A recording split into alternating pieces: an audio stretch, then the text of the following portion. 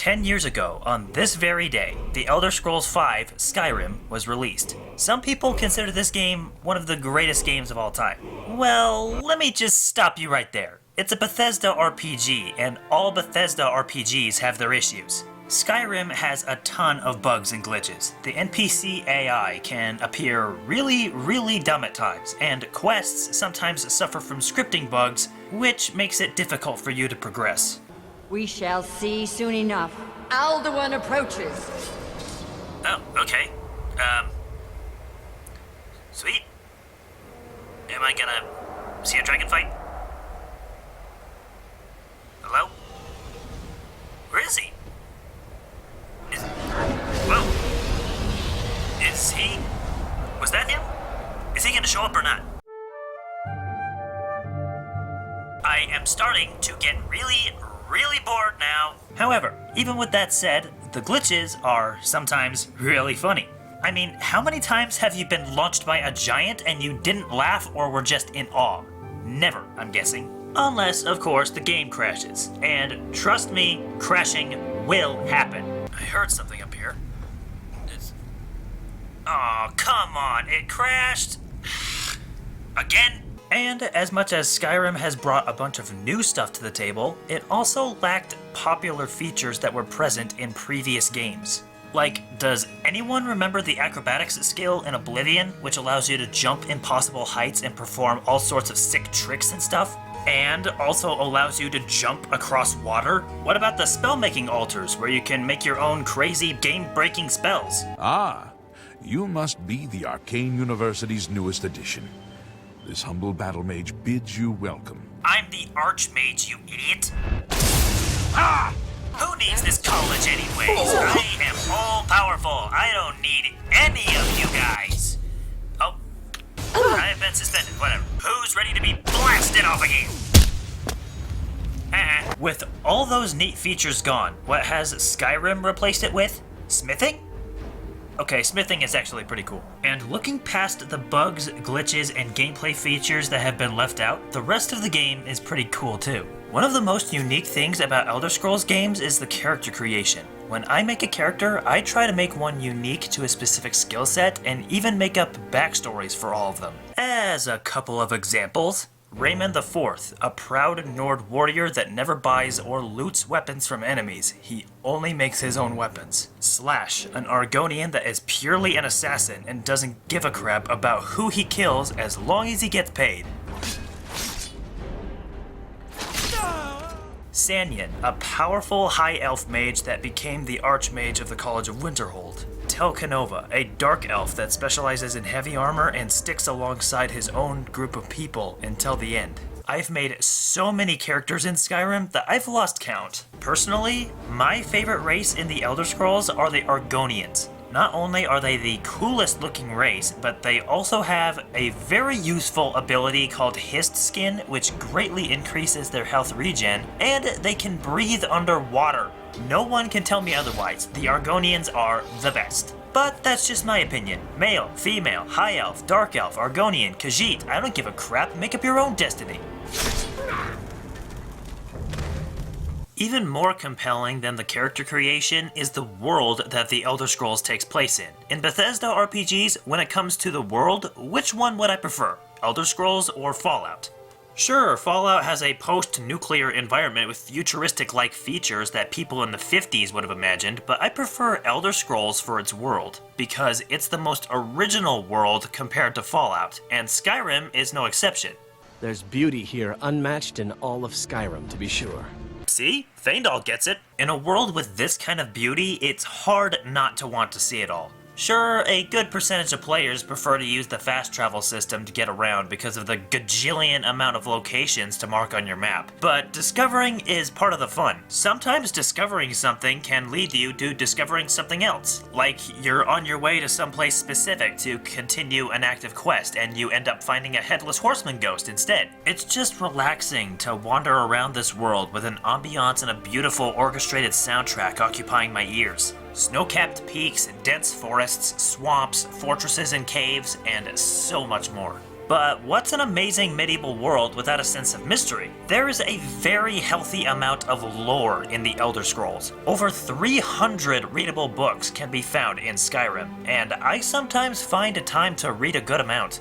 In fact, I even bought this physical Skyrim library set so that I can read everything without having to play the game just to read. Oh, and did I mention that there is also an Elder Scrolls cookbook? Yeah. Personally, my favorite lore-filled beings in Elder Scrolls games are the Daedra Lords. The Daedra Lords are gods that stick to their own unified theme. Some of them are powerful, some of them are scary, some of them are funny, some of them have absolutely zero purpose for existing. That insufferable pup, forget it. Request denied, no deal. If I had to pick my favorite Daedra Lord, it would have to be Sheogorath, Daedric Prince of Madness, at your service. Thank you. Why is Sheogorath my favorite Daedra Lord? It's mostly because of how funny and weird he is. Need evidence? Maybe this conversation with him can send the right message. Really? Oh, what kind of message? A song? A summons! Wait, I know! A death threat written on the back of an Argonian concubine! Why else do I like him? Well, you're gonna have to play the Shivering Isles expansion for Oblivion to find out the answer to that question. And if you ever find yourself up in New Sheo, do look me up. We can share a strawberry tart! Alright, enough about lore stuff. Why don't we talk about some action? The combat in Skyrim is a main focus. On multiple occasions, you'll find yourself fighting enemies, and while fighting, you level up and improve your skills. The skills that you improve depends on what weapons you use, whether you choose to be an ace with a bow, quick and agile with daggers, a heavy hitter with two-handed blunt weapons, a spellcaster, and etc. And a lot of skill unlocks include doing critical damage when dual wielding, being able to slow time when aiming with a bow, having a chance to decapitate enemies when doing a power attack, and so much more. But there are also tons of other skills to improve that don't involve combat, such as alchemy, lockpicking, sneaking, and just getting hit increases your light or heavy armor skills. My favorite skill to max out is the pickpocket skill, because if you max it out, you can literally steal the clothes off the back of someone without being noticed. And can you blame me? That is funny. Welcome to Humiliating the Thalmor, episode 1567. I'm gonna take those, okay? And she doesn't know a thing. And I'm gonna take those off of you, and up to you. I'll take the— oh crap! I'm starting to get the feeling that they did not like that! However, as much as I enjoy certain aspects of combat, such as using power attacks to break blocks, timing power attacks to perform execution kills, and even the thrill of fighting a dragon, nothing with the combat system is as game-breaking and fun as dragon shouts. After killing a dragon, stealing its soul, and learning a dragon word, you can unlock some pretty serious power. There's a shout that lets you breathe fire, a shout that lets you breathe ice, a shout that lets you detect life signs, a shout that turns you into a ghost, a shout that lets you play ventriloquist. My guts! Hey, ugly. Guts! Hey, cheese brain. Guts! Hey, Eberbutt. Freeze enemies solids, summon lightning storms, disarm enemies, conjure dragon armor, summon decoys, tame dragons, and then ride them. I mean, it's nowhere near as game-breaking as the stuff that you could do in Elder Scrolls 3, but it's still pretty dang awesome. And, of course, we can't forget the classic. Did I blow you away? Did you just shout at me? No. Bad, Draugr. Bad. Oh, just tuck your knees and you'll be fine. See you next fall, buddy. But the process of obtaining skills and dragon shouts is its own reward, in my opinion. Elder Scrolls games wouldn't be RPGs without quests to tackle. A lot of these quests either come individually or are bunched up to form quest lines, such as the main quest line, the Dark Brotherhood, the Thieves Guild, the College of Winterhold, and a few others. The Dark Brotherhood questline is my favorite because you have no remorse as you kill characters that aren't really likable, one of which is a bard? There once was a stranger with eyes full of danger. He spoke not a word, but his meaning was heard. No more! The only good bard is a dead one as far as I'm concerned. Pro Jared would like this guy. Bards can get the f out of my party. Edward, the bard, can get the f out of my party. Bard that can get the f out of my party.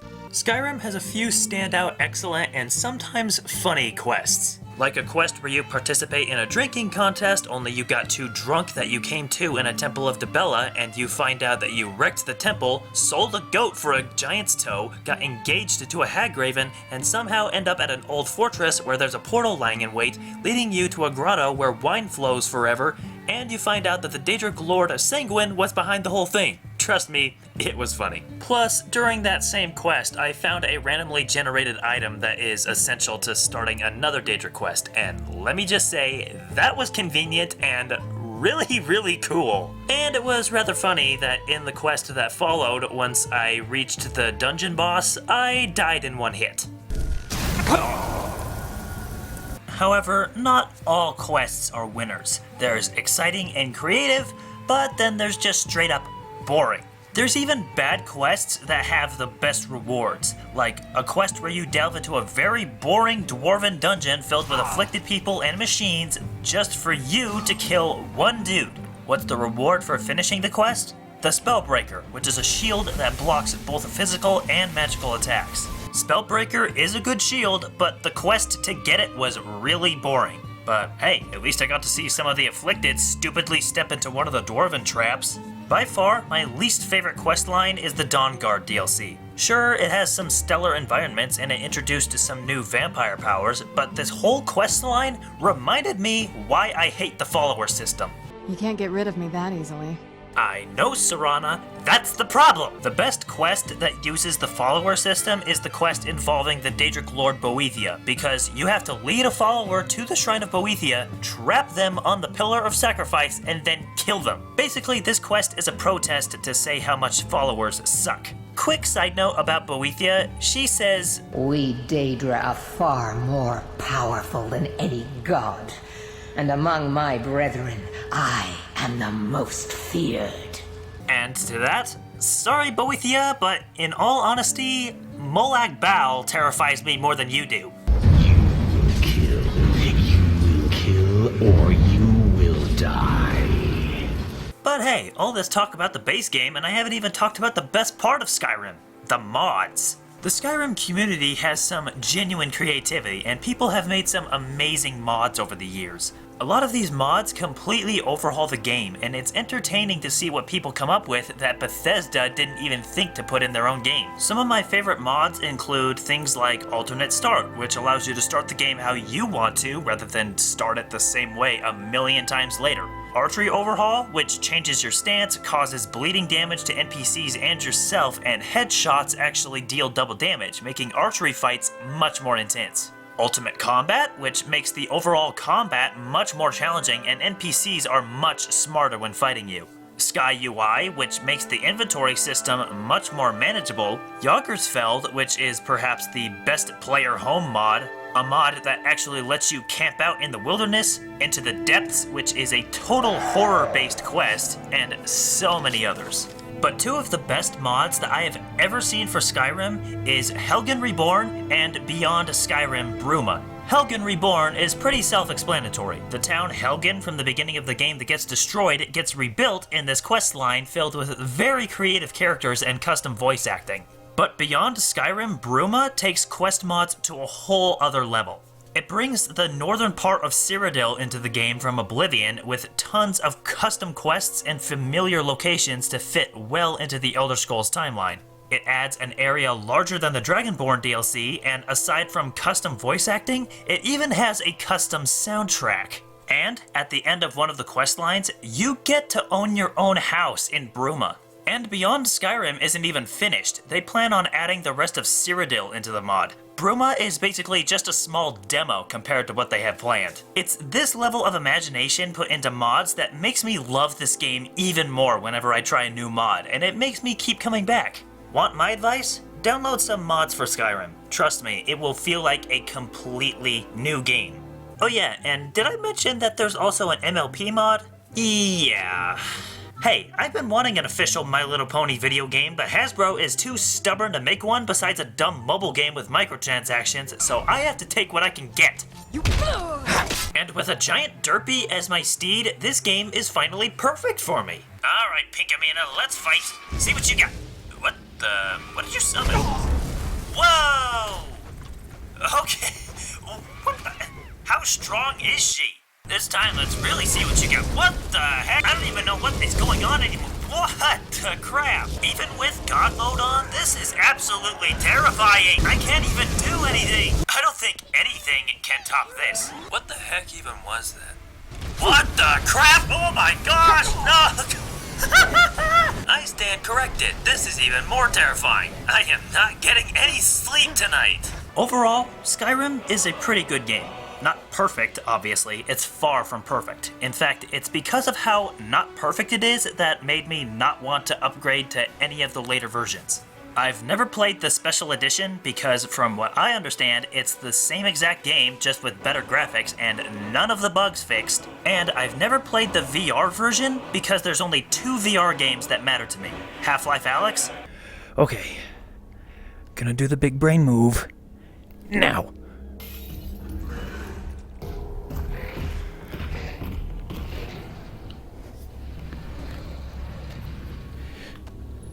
Are you serious? Is he gonna break that? Is that gonna break? And Beat Saber.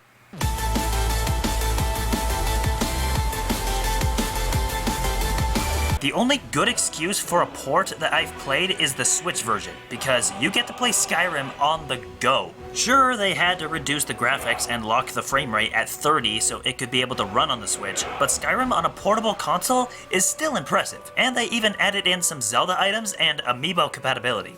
I still find reasons to come back and play Skyrim, even 10 years after its initial release. All these years playing, and I have yet to do and find everything that Skyrim has to offer. And the mods are such a fantastic bonus. Pen Septims tomorrow, baby Battleborn.